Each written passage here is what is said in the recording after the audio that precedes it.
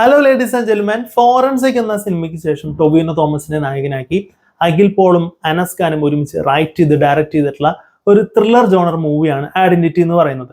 ഗംഭീരമായിട്ടുള്ള ഒരു ത്രില്ലർ സിനിമയാവാനുള്ള എല്ലാവിധ പോസിബിലിറ്റീസും ഈ ഒരു സിനിമയ്ക്ക് ഉണ്ട് എന്നുണ്ടെങ്കിൽ പോലും ഇതിന്റെ പ്ലോട്ടിലുള്ള ഒരു കോംപ്ലക്സിറ്റി കൊണ്ടും ഓവറായിട്ടുള്ള ചില സ്പൂൺ ഫീഡിങ് പരിപാടികൾ കൊണ്ടും എല്ലാം തന്നെ എനിക്കൊരു എബോ ആവറേജ് സിനിമ മാത്രമായിട്ടാണ് അനുഭവപ്പെട്ടുണ്ടായിരുന്നത്. എങ്കിലും ഈ ഒരു സിനിമയുടെ പ്രൊഡക്ഷൻ ക്വാളിറ്റിനെ പറ്റി എടുത്തു പറയണം ആദ്യമേ തന്നെ. കാരണം സിമ്പിൾ ആയിട്ട് ഒരു പ്ലോട്ടിൽ നിന്ന് തുടങ്ങി ഈ ഒരു സിനിമ കൊണ്ടെത്തിക്കുന്ന കഥാസന്ദർഭങ്ങളും കഥാപരിസരങ്ങളും ഭയങ്കരമായിട്ടാണ് അനുഭവപ്പെട്ടിട്ടുണ്ടായിരുന്നത്. കാരണം മലയാളത്തിൽ ഇതുവരെ കാണാത്ത രീതിയിലുള്ള ചില കാര്യങ്ങൾ നമുക്കിവിടെ എക്സ്പീരിയൻസ് ചെയ്യാനായിട്ട് സാധിക്കും. അപ്പോൾ വലിയ ക്യാൻവാസിൽ വരുന്ന സിനിമകൾക്ക് ഇതിന് ആവശ്യമായിട്ടുള്ള പ്രൊഡക്ഷൻ ക്വാളിറ്റി നൽകുന്നു എന്നുള്ളത് വലിയൊരു കൈയടി അറിയിക്കുന്ന കാര്യമാണ്.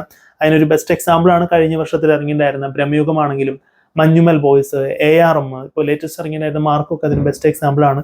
സോ ബെസ്റ്റ് പ്രൊഡക്ഷൻ ക്വാളിറ്റിയിൽ മേക്ക് ചെയ്തിട്ടുള്ള ഫിലിംസിലോട്ട് ആഡ് ചെയ്യാൻ പറ്റുന്ന ഒരു മൂവി ആയിട്ടും കൂടി ഐഡന്റിറ്റി എന്ന് പറഞ്ഞ സിനിമയെ നമുക്ക് കൺസിഡർ പെടാനായിട്ട് നമുക്ക് സാധിക്കും. ആൻഡ് ഓൾസോ ഇതിന്റെ പ്ലോട്ടിനെ പറ്റി പറഞ്ഞു തുടങ്ങുകയാണെന്നുണ്ടെങ്കിൽ, ഒരു ദുരൂഹമായിട്ടൊരു കൊലപാതകത്തിന് ഒരു സ്ത്രീ സാക്ഷിയാവുന്നു. തുടർന്ന് ആ ഒരു സ്ത്രീയെ സഹായിക്കാനായിട്ട് ഒരു പോലീസ് ഉദ്യോഗസ്ഥന് വന്നു ചേരുന്നുണ്ട്. ദെൻ ഒരു സ്കെച്ച് ആർട്ടിസ്റ്റിന്റെ സഹായത്തോട് കൂടിയിട്ട് ആ ഒരു കൊലപാതകയെ കണ്ടെത്താൻ ശ്രമിക്കുമ്പോൾ വലിയൊരു പ്രശ്നത്തിലോട്ടാണ് ചെന്നെത്തുന്നത്. തുടർന്നുണ്ടാകുന്ന സംഭവങ്ങളും കാര്യങ്ങളൊക്കെ ബേസ് ചെയ്തുകൊണ്ടാണ് സിനിമ മുന്നോട്ട് പോകുന്നത്. ചുരുക്കി പറയുകയാണെന്നുണ്ടെങ്കിൽ ഒരു പ്രധാനമായിട്ടൊരു വില്ലന്റെ ഒരു സബ്പ്ലോട്ട് മാത്രമാണ് ഇതിലെ നായകനും നായികയും എന്നുള്ള രീതിയിലാണ് സിനിമ സെറ്റ് ചെയ്ത് വെച്ചിരിക്കുന്നത്. അത്തരത്തിലുള്ള ഒരു രീതിയിലുള്ള ഒരു പ്ലോട്ട് ആദ്യമായിട്ടാണ് എക്സ്പീരിയൻസ് ചെയ്യുന്നത്. അത് വളരെ ഇൻട്രസ്റ്റിംഗ് ആയിട്ട് തന്നെ തോന്നിയിട്ടുണ്ടായിരുന്നു. 2.5 മണിക്കൂറിലൂടെ പറഞ്ഞു പോകുന്ന ഒരു ത്രില്ലർ സിനിമയിൽ വളരെ എൻഗേജിങ് ആൻഡ് ഗ്രിപ്പിംഗ് ആയിട്ടുള്ള രീതിയിൽ തന്നെയാണ് സെറ്റ് ചെയ്ത് വെച്ചിരിക്കുന്നത്. ബട്ട് ഇതിലൂടെ പറഞ്ഞു പോകുന്ന ഒരുപാട് ഇൻട്രസ്റ്റിംഗ് ആയിട്ടുള്ള ഫാക്റ്റുകൾ, ഇൻഫർമേഷൻസ്, ടേമുകൾ, പല സിസ്റ്റമുകൾ, പല പ്രോസസ്സുകൾ തുടങ്ങിയിട്ടുള്ള കാര്യങ്ങളൊക്കെ പറഞ്ഞു പോകുന്നുണ്ട്.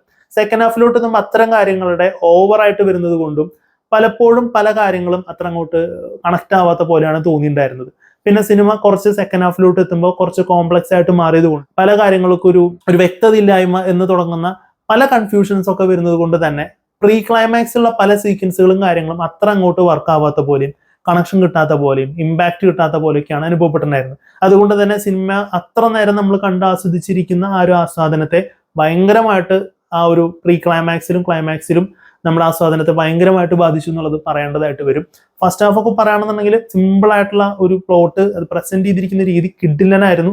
അത്രയും ഫാസ്റ്റ് പേസ്ഡ് ആയിട്ടാണ് പോയിട്ടുണ്ടായിരുന്നത്. ബട്ട് സെക്കൻഡ് ഹാഫിലോട്ട് എത്തുമ്പോൾ ഈ ഒരു പ്രശ്നമുള്ളത് കൊണ്ട് തന്നെ നമ്മുടെ ആസ്വാദനത്തെ ഭയങ്കരമായിട്ട് അത് ബാധിക്കുന്നുണ്ടായിരുന്നു. എങ്കിലും ക്ലൈമാക്സിൽ ഇവർ ചെയ്തിരിക്കുന്ന ഒരു ഫ്ലൈറ്റിനകത്തുള്ള ഒരു ആക്ഷൻ സീക്വൻസ് കാര്യങ്ങൾ ടോപ്പ് നോച്ച് ആയിരുന്നു. അത് ശരിക്കും ഒരു ഹോളിവുഡ് ലെവലൊക്കെ ഫീൽ ചെയ്യിപ്പിക്കുന്ന തരത്തിലുള്ള ഒരു ആക്ഷൻ സീക്വൻസും കാര്യങ്ങളൊക്കെ തന്നെയായിരുന്നു ചെയ്തിട്ടുണ്ടായിരുന്നത്. അതുമായി ബന്ധപ്പെട്ട സീക്വൻസുകളും കാര്യങ്ങളും കൊള്ളാമെന്നുള്ള രീതിയിലായിരുന്നു അനുഭവപ്പെട്ടിട്ടുണ്ടായിരുന്നു. ഓൾസോ ഒരു കാർ ചേസ് സീക്വൻസുകളും അതിൽ ഉപയോഗിച്ചിരിക്കുന്ന ഷോട്ട്സുകളും കാര്യങ്ങളും എവിടെയൊക്കെയോ ചെറുതായിട്ടൊക്കെ ഒരു ഫാസ്റ്റ് ആൻഡ് ഫ്യൂരിയസ് ടച്ച് ഒക്കെ എനിക്ക് പേഴ്സണലി അനുഭവപ്പെട്ടു. അതും നല്ല ഡീസെന്റ് ആയിട്ട് തന്നെ എടുത്തു വെച്ചിരിക്കുന്നു എന്നുള്ള രീതിയിലാണ് എനിക്ക് തോന്നുന്നത്. ഞാൻ പറഞ്ഞത് ഗംഭീരമായിട്ടുള്ള കാർ സീക്വൻസ് എന്നല്ല ഞാൻ പറയുന്നത്, പക്ഷെ ആ ഒരു കാർ ചേസ് സീക്വൻസ് അതിൻ്റെതായിട്ടുള്ള ക്വാളിറ്റിയിൽ അവർ എടുത്തു വെച്ചിരിക്കുന്നു എന്നുള്ളതും സൂപ്പർബായിട്ടാണ് അനുഭവപ്പെട്ടിട്ടുണ്ടായിരുന്നത്. ഇനി പെർഫോമൻസ് സൈഡ് എടുത്ത് നോക്കുകയാണെന്നുണ്ടെങ്കിൽ ടൊവിനോ തോമസ് ഹരൺ എന്ന് പറയുന്ന ഒരു പെർഫെക്ഷനിസത്തോട് ഒബ്സസ്ഡ് ആയി കിടക്കുന്ന ഒരാളായിട്ടാണ് കാണിച്ചിരിക്കുന്നത്. സോ അതിന്റെ ഒരു ആറ്റിറ്റ്യൂഡ്, ബോഡി ലാംഗ്വേജ്, മാനറിസം ഒക്കെ കിടലിനായിരുന്നു. എസ്പെഷ്യലി ടൊവിനോ തോമസിന്റെ ഇതിലുള്ള വോയിസ് മോഡുലേഷൻ തന്നെ ഭയങ്കര ഇംപ്രസീവ് ആയിട്ട് അനുഭവപ്പെട്ടിട്ടുണ്ടായിരുന്നു. നല്ല രീതിയിൽ പുള്ളിക്കാരൻ ആ ഒരു ക്യാരക്ടറിന് വേണ്ടി വർക്ക് ചെയ്തിട്ടുണ്ട്. ഇതുവരെ കാണാത്ത രീതിയിലൊരു ടൊവിനോ തോമസിനെ നമുക്ക് ഈ ഒരു സിനിമയിലൂടെ കാണാനായിട്ട് സാധിക്കും.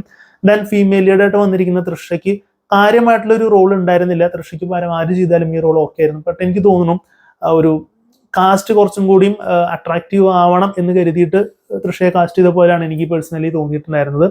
Then Vinay Roy as usual കിഡലിനായിട്ടുള്ള ഒരു വേഷം തന്നെയാണ് കാഴ്ചവെച്ചിരിക്കുന്നത്.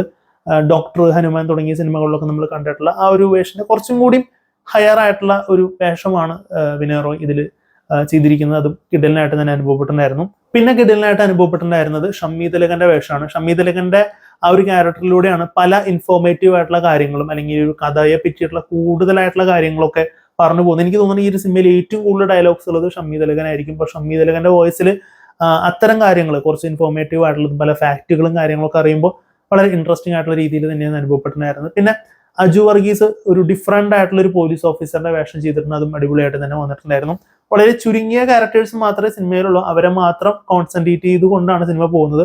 അനാവശ്യമായിട്ടുള്ള പല കാര്യങ്ങളിലോട്ടൊന്നും സിനിമ പോകുന്നില്ല. ഇവരെ മാത്രം ചുറ്റിപ്പറ്റിക്കൊണ്ടുള്ള ട്വിസ്റ്റ് ആൻഡ് ടേൺസുകളും കാര്യങ്ങളൊക്കെ ബേസ് ചെയ്തുകൊണ്ടാണ് സിനിമ മുന്നോട്ട് പോകുന്നത്. ഇനി സിനിമയുടെ ടെക്നിക്കൽ ആസ്പെക്ട്സ് നോക്കുകയാണെന്നുണ്ടെങ്കിൽ ആദ്യമേ തന്നെ നമുക്ക് സിനിമോഗ്രാഫി എടുത്തു പറയണം. അഖിൽ ജോർജ് ആണ് കൈകാര്യം ചെയ്തിരിക്കുന്നത്. അതിന്റെ കളർ ടോണും കാര്യങ്ങളും പല വൈഡ് ആംഗിൾ ഷോട്ട്സും ക്ലോസപ്പ് ഷോട്ട് കൊണ്ടൊക്കെ തന്നെ സിനിമയുടെ ഒരു ഇന്റൻസിറ്റി ആളുകളിലേക്ക് എത്തുന്നതിൽ വലിയൊരു പങ്ക് അഖിൽ ജോർജ് വഹിച്ചിട്ടുണ്ട്. എസ്പെഷ്യലി ഇതിന്റെ കാർ ചേസ് സീൻസ് ഒക്കെ സൂപ്പർബായിട്ടാണ് എടുത്തിരിക്കുന്നത്. ഒരു രക്ഷ ഉണ്ടായിരുന്നില്ല. And also Chamman Chacko editing ഒന്നും പറയാനായിട്ടില്ല. കാരണം ചമ്മൻ ചാക്കോയുടെ എഡിറ്റിങ്ങിനെ പറ്റി പലപ്പോഴും ഞാൻ പല റിവ്യൂവിൽ പറഞ്ഞിട്ടുണ്ട്.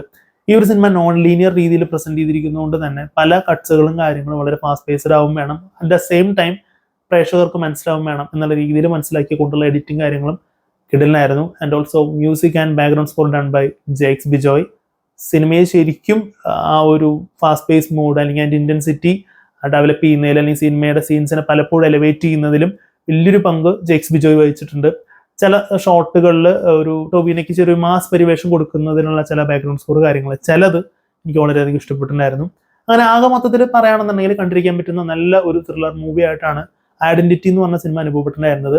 ബട്ട് ഞാൻ സിനിമ കണ്ട് ഒരു ഹാഫ് അല്ലെങ്കിൽ ഒരു മുക്കാഭാഗത്ത് എത്തുമ്പോൾ എൻ്റെ മനസ്സിൽ ഈ ഒരു സിനിമ അതിഗംഭീര ത്രില്ലർ സിനിമയാകും എന്നുള്ള രീതിയിലാണ് ഞാൻ പ്രതീക്ഷിച്ചത്. ബട്ട് എൻ്റെ ആ ഒരു എക്സ്പെക്ടേഷൻ അല്ലെങ്കിൽ അത്ര നേരം കണ്ട ആ ഒരു കാര്യത്തിനെ കുറച്ച് ഡൗൺ ആക്കിയ പോലെയാണ് ഇതിന് അവസാനത്തിലോട്ട് എത്തുമ്പോൾ അനുഭവപ്പെട്ടിട്ടുണ്ടായിരുന്നത്. സോ ഞാനിതൊരു അബോ ആവറേജ് എന്നുള്ള സിനിമയിലല്ല ഞാൻ പ്രതീക്ഷിച്ചിട്ടുണ്ടായിരുന്നത് എന്നുള്ള കൂടി ഞാൻ പറയുന്നത് കൊണ്ടാണ് ഞാൻ ആദ്യം അങ്ങനെ പറഞ്ഞിട്ടുള്ളത്.